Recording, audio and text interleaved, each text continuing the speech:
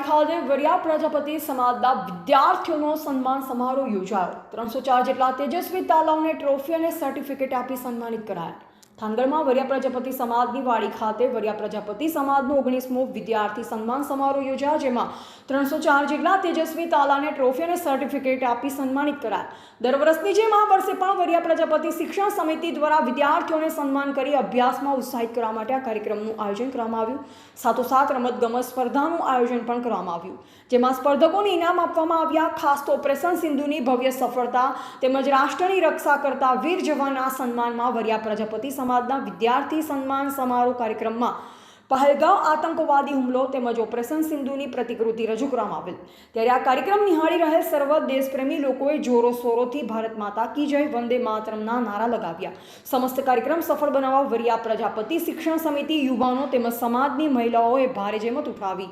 તારીખ 4/6/2025ના રોજ વરિયા પ્રજાપતિ સમાજ દ્વારા વિદ્યાર્થી સન્માન સમારોહનું 19મો વિદ્યાર્થી સન્માન સમારોહ હતો, એનું આયોજન કરવામાં આવ્યું।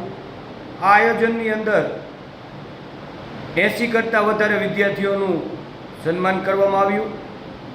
ધોરણ 1થી કોલેજ કક્ષા સુધીના વિદ્યાર્થીઓનું સર્ટિફિકેટ અને શિલ્ડ આપીને સન્માન કરવામાં આવ્યું।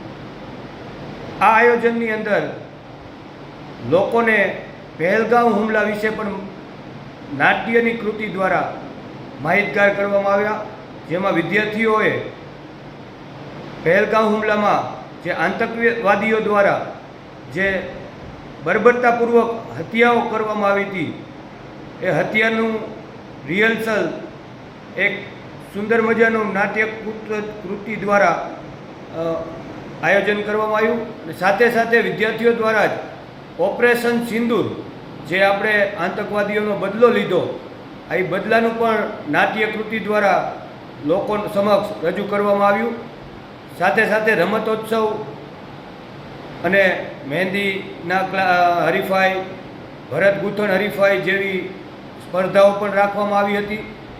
લગભગ 1500થી વધારે મહેમાનો વાંકાનેર, મોરબી, રાજકોટ, થાનગઢ અને આસપાસના ગામડામાંથી ઉપસ્થિત રહ્યા હતા અને યુવાનો દ્વારા આ આયોજનને સફળ બનાવવા માટે ખૂબ જ જહેમત ઉઠાવવામાં આવી હતી।